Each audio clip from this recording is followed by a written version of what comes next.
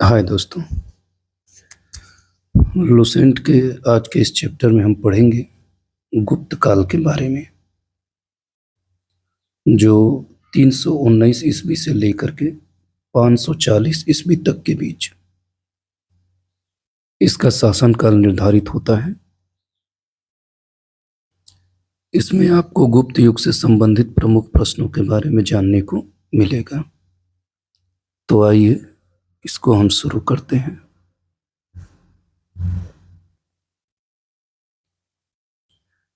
इसमें लिखा है,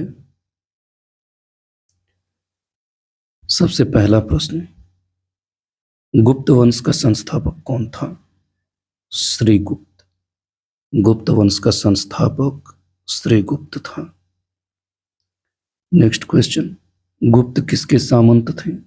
कुषाणों के। जो गुप्त लोग थे वह कुषाणों के सामंत थे। नेक्स्ट, गुप्त वंश के किस शासक ने सर्वप्रथम महाधिराज की उपाधि धारण की थी? चंद्रगुप्त प्रथम ने।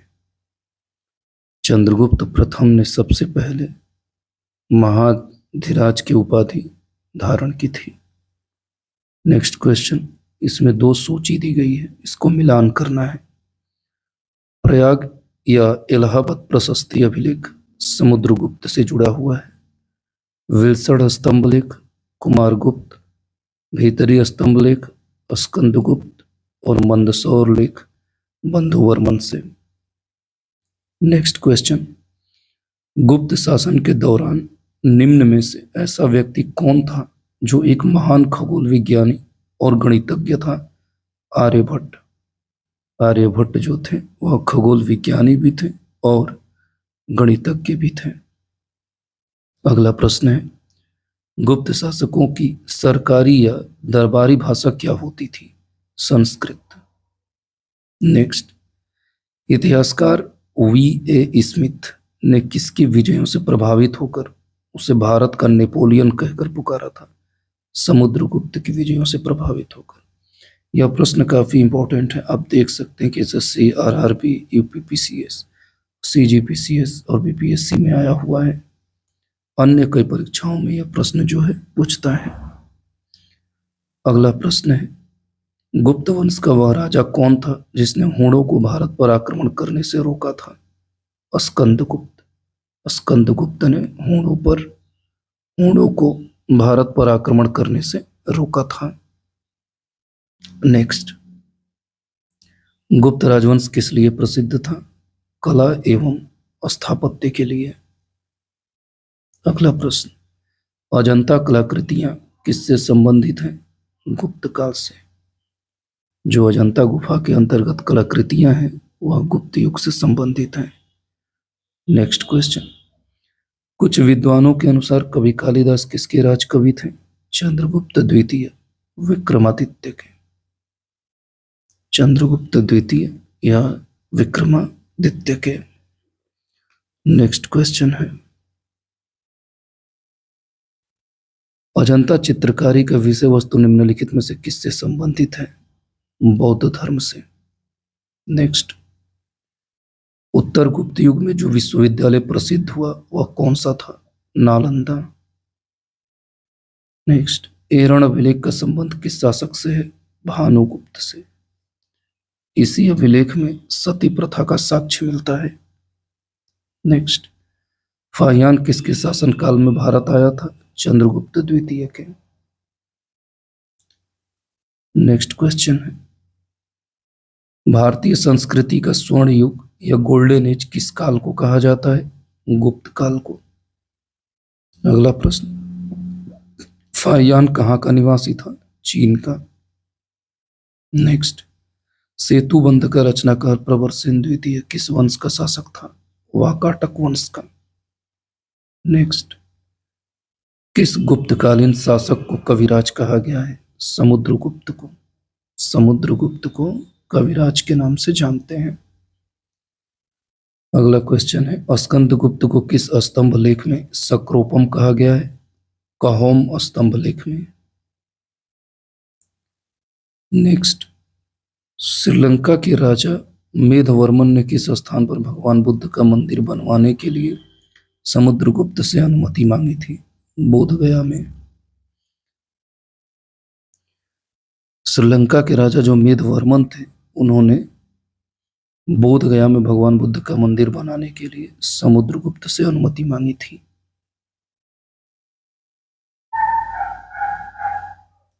नेक्स्ट क्वेश्चन, मंदिर निर्माण कला का जन्म सर्वप्रथम कब हुआ था?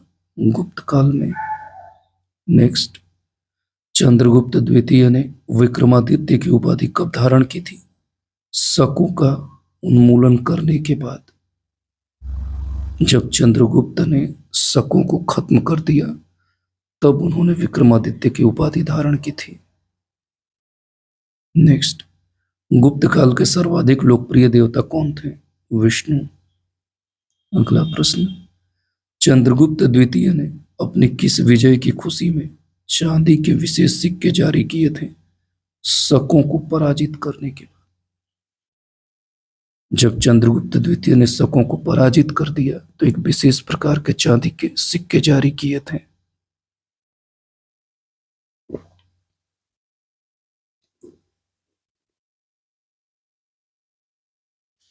चंद्रगुप्त ने द्वितीय ने जब शकों को पराजय कर दिया था, तो उसने विक्रमादित्य की उपाधि भी धारण की थी और एक नया चांदी के सिक्का भी जारी किया था।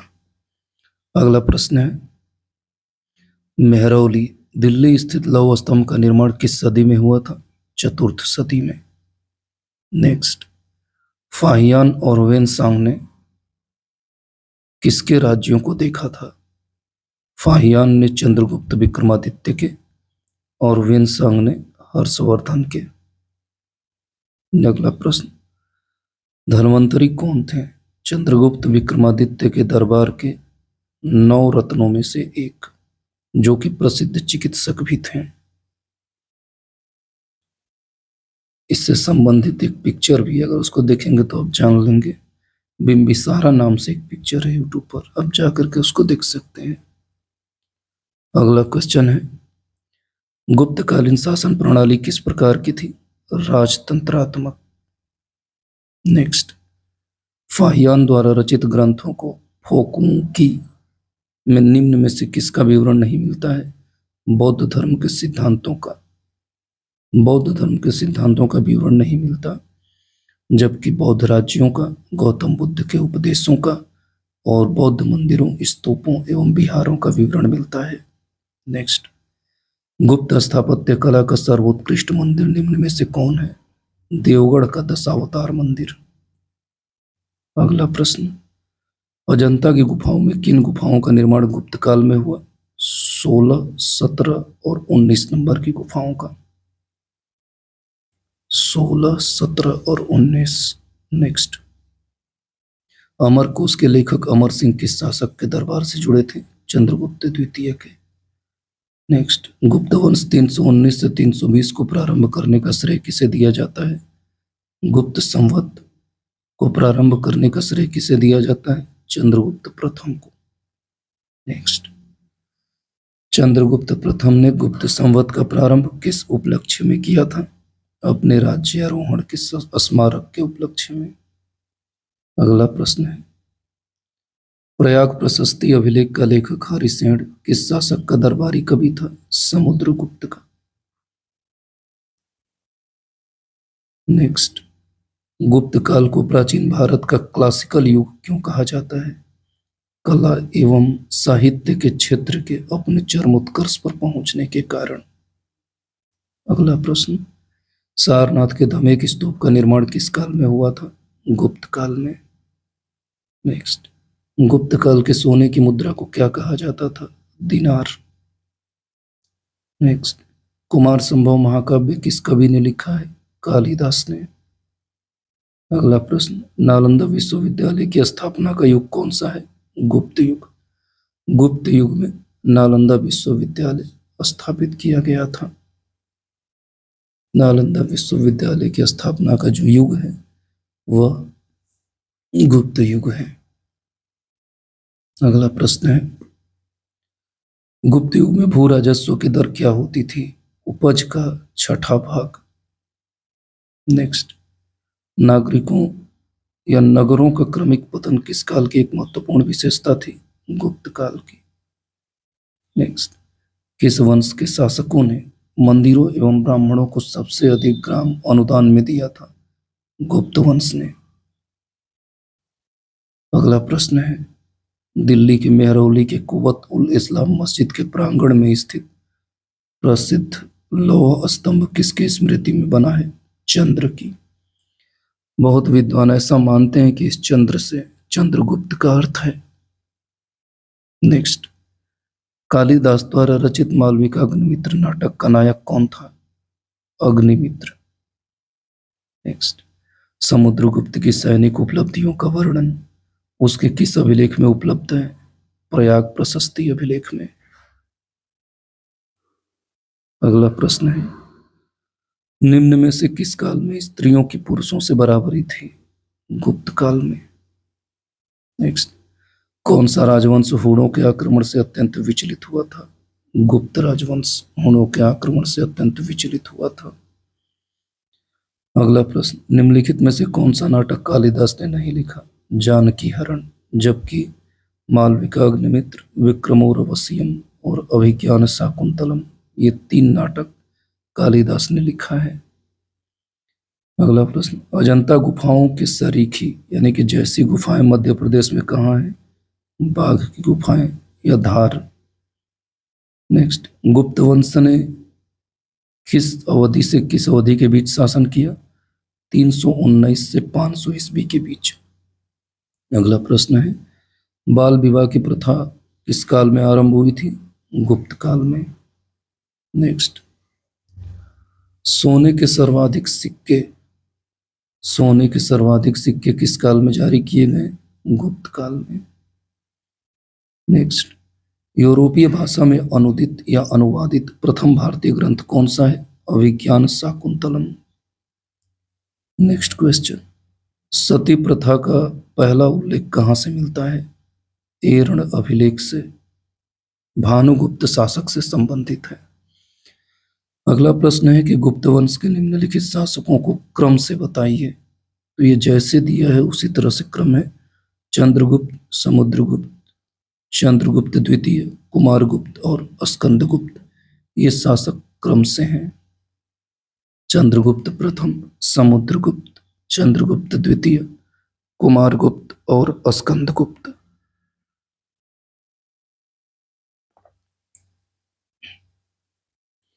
अगला प्रश्न है,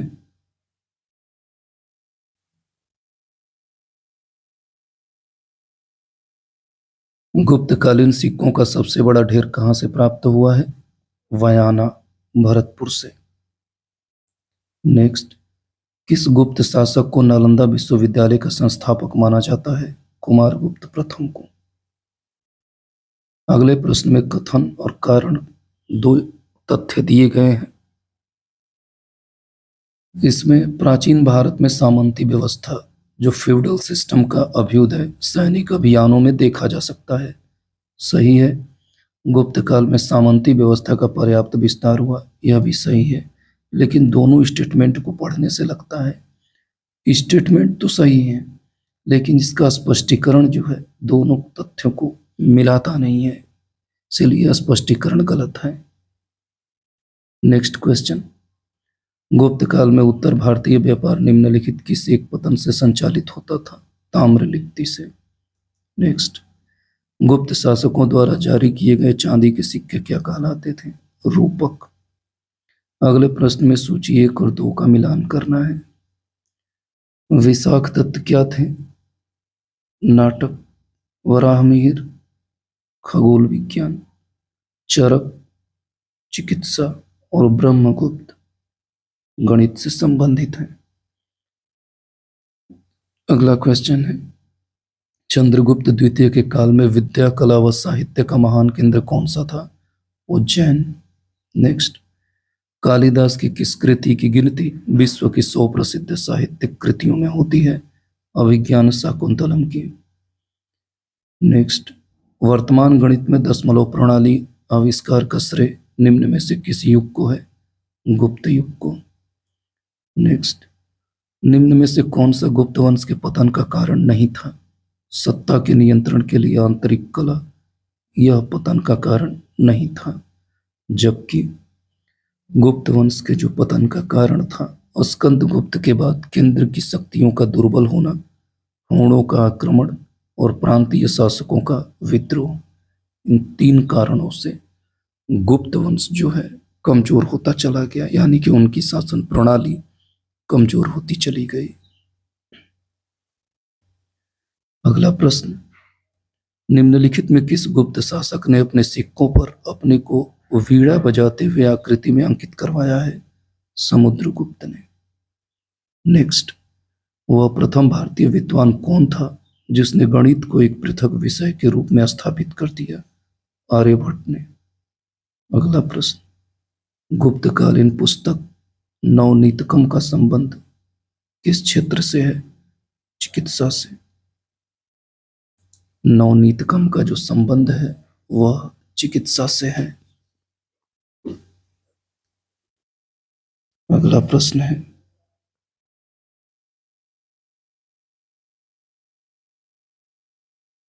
तांबा का सिक्का जारी करने वाला पहला गुप्त शासक कौन था? रामगुप्त। नेक्स्ट, शासक और अभिलेख। समुद्रगुप्त प्रयाग प्रशस्ति अभिलेख से संबंधित है, चंद्रगुप्त द्वितीय मेहरौली लौह स्तंभ लेख से, स्कंदगुप्त भीतरी स्तंभ लेख से और बुद्धगुप्त पहाड़पुर ताम्रपत्र से संबंधित है। अगला क्वेश्चन, इसके अंतर्गत भी मुद्रा के प्रकार और संबंधित शासकों से मिलान करना है। कुमार देवी प्रकार यह चंद्रगुप्त प्रथम से है, वीणा वादन प्रकार समुद्रगुप्त से। पीछे हमने प्रश्न भी पढ़ा कि किस शासक ने वीणा बजाते हुए खुद को अंकित किया है? समुद्रगुप्त। चक्र विक्रम प्रकार चंद्रगुप्त द्वितीय और कार्तिकेय प्रकार कुमारगुप्त प्रथम। कार्तिकेय प्रकार कुमारगुप्त प्रथम। नेक्स्ट क्वेश्चन है, शासक और उपाधियां।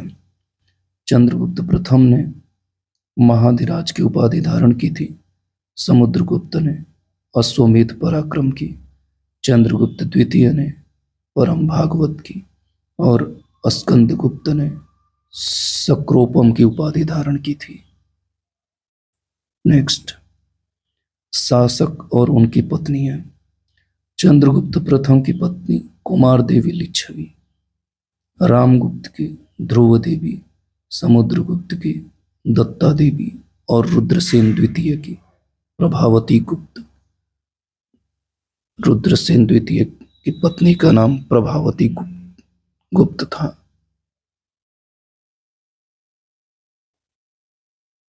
नेक्स्ट क्वेश्चन,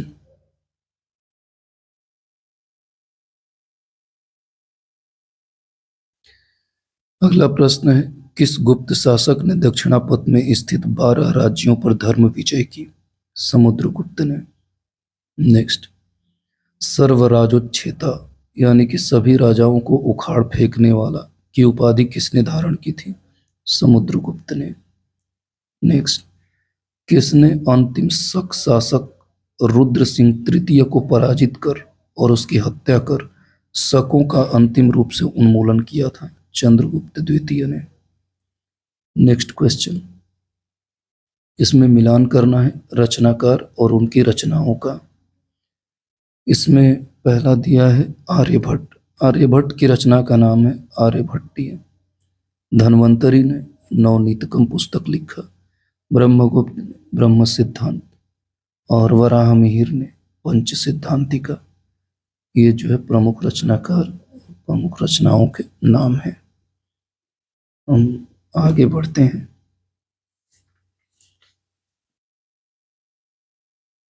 अगला प्रश्न क्या दिया हुआ है, सुदर्शन झील जिसका निर्माण चंद्रगुप्त मौर्य के सौराष्ट्र प्रांत के गवर्नर पुष्यगुप्त ने करवाया था तथा जिसकी मरम्मत पहली बार शक शासक रुद्रदमन ने करवाई थी, उसकी दूसरी बार मरम्मत किसने करवाई थी? स्कंदगुप्त ने। अगला प्रश्न, इसमें प्रशासकीय विभाजन और प्रशासकों को मिलान करना है। जैसे भुक्ति या प्रांत के अधिकारी को ऊपरीक कहा जाता था, विषय या जिला को विषयपति, नगर के अधिकारी को नगरपति और ग्राम के अधिकारी को ग्रामिक नाम से जाना जाता था। अगला प्रश्न है, इसमें बोला है कौन सुमेलित नहीं है, तो महाश्वपति गज का सेनाध्यक्ष यह गलत है, जबकि यह अश्वपति से ही समझ सकते हैं कि यह कौन सा अधिकारी होता है, घोड़ों का। पहला दिया है महासंधि विग्रहिक, यह युद्ध एवं शांति का मंत्री होता था, यह सही है। महादंडनायक, यह सेना का सर्वोच्च अधिकारी था। विनय स्थिति स्थापक, यह धार्मिक मामलों का प्रमुख अधिकारी होता था। इस तरह से ऊपर के 3 सही हैं, लेकिन ये गलत है। अगला प्रश्न, इसमें सूची प्रथम से द्वितीय को मिलान करना है। क्षेत्र भूमि या कृषि योग्य भूमि थी, वास्तु भूमि निवास योग्य भूमि थी, अपृहत भूमि जंगली भूमि होती थी, और खिल भूमि कृषि के लिए अनुपयुक्त भूमि मानी जाती थी। अगला प्रश्न है, कौन सही सुमेलित नहीं है, तो प्रयाग प्रशस्ति रवि कीर्ति से संबंधित नहीं है। इसके अलावा किरातार्जुनीयम भारवी से 10 कुमार चरित दंडिन और मृच्छकटिकम शूद्रक ने लिखा है। यह रचनाएं हैं, किरातार्जुनीयम की रचना भारवी ने किया था, 10 कुमार चरित की रचना दंडिन ने, मृच्छकटिकम शूद्रक ने। प्रयाग प्रशस्ति जो है यह समुद्रगुप्त से संबंधित है। नेक्स्ट क्वेश्चन, कौन सा सुमेलित नहीं है, भर्तृहरि मेघदूतम, यह भर्तृहरि की रचना नहीं है, जबकि यह रचना कालिदास की है। वाग्भट ने अष्टांग हृदय लिखा, कामंदक ने नीतिसार और विशाखदत्त ने मुद्रा राक्षस। यानी कि इसको ऐसे भी पढ़ सकते हैं, अष्टांग हृदय की रचना वाग्भट ने किया था, मुद्रा राक्षस की रचना विशाखदत्त ने, और नीतिसार की रचना कामंदक ने, मेघदूतम की रचना कालिदास ने किया था। अगला प्रश्न, इसमें मिलान करना है।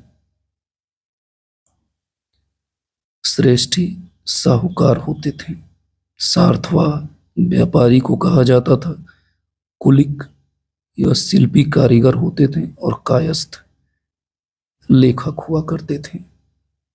नेक्स्ट, मिहिर कुल का संबंध किससे था, होड़ वंश से। कन्नौज को सर्वप्रथम महत्ता प्रदान करने वाले कौन थे, मौखरी वंश के शासक। नेक्स्ट, गुप्त राजा जिसने विक्रमादित्य की पदवी धारण की थी, चंद्रगुप्त द्वितीय ने। नेक्स्ट, कुतुब मीनार के निकट स्थित लौह स्तंभ वैज्ञानिकों का ध्यान क्यों खींच रहा है, उसकी जंग रोधकता के कारण। सोचने वाली बात है कि 4th सदी में बना एक स्तंभ जिस पर आज तक जंग नहीं लगा, आखिर कितनी उन्नत तकनीक होगी उनकी, और आज तक इतना विज्ञान उन्नत होने के बावजूद भी ऐसा न बना सके लोहा जिसमें जंग न लगे। नेक्स्ट, पुंड्रवर्धन भुक्ति प्रांत कहाँ वो स्थित था, उत्तर बंगाल में वर्तमान के अनुसार। नेक्स्ट, प्राचीन भारत में गुप्त काल से संबंधित गुफा चित्रांकन के केवल 2 ही उदाहरण उपलब्ध हैं। इनमें से एक अजंता की गुफाओं में किया गया चित्रांकन है, और जो गुप्त काल के चित्रांकन का दूसरा अवशिष्ट उदाहरण या विशिष्ट उदाहरण जो है वह किस स्थान पर है, यह बाघ की गुफाओं में मिलता है। अगला प्रश्न, परम भागवत उपाधि धारण करने वाला प्रथम गुप्त शासक कौन था, समुद्रगुप्त। समुद्रगुप्त ने परम भागवत उपाधि धारण की थी। नेक्स्ट, रेशम बुनकरों की श्रेणी की जानकारी किस शिलालेख से मिलती है, दसपुर शिलालेख से। रेशम बुनकरों की श्रेणी की जानकारी हमें दसपुर शिलालेख से मिलती है। इसके साथ ही हमारा गुप्त काल से संबंधित प्रश्न यहीं पे समाप्त होता है। दोस्तों, जाते जाते मैं कुछ आपको बातें बता देता हूँ। देखो दोस्तों, लूसेंट के अंतर्गत बहुत सारे क्वेश्चंस हैं और हर एग्जाम से संबंधित या रिलेटेड प्रश्न इसमें शामिल हैं। इसीलिए आप अगर इसे लिख लिख करके के क्वेश्चंस को स्टडी करते हैं और पढ़ते हैं तो काफ़ी हद तक वो आपके जहन में बहुत देर तक बना रहेगा। और लिखने के साथ साथ एक राइटिंग प्रैक्टिस भी होती है जो आजकल मेंस के एग्जाम्स में काम आता है। तो यहीं पे हम इस वीडियो को समाप्त करते हैं। मिलते हैं नेक्स्ट वीडियो में। जय हिंद दोस्तों।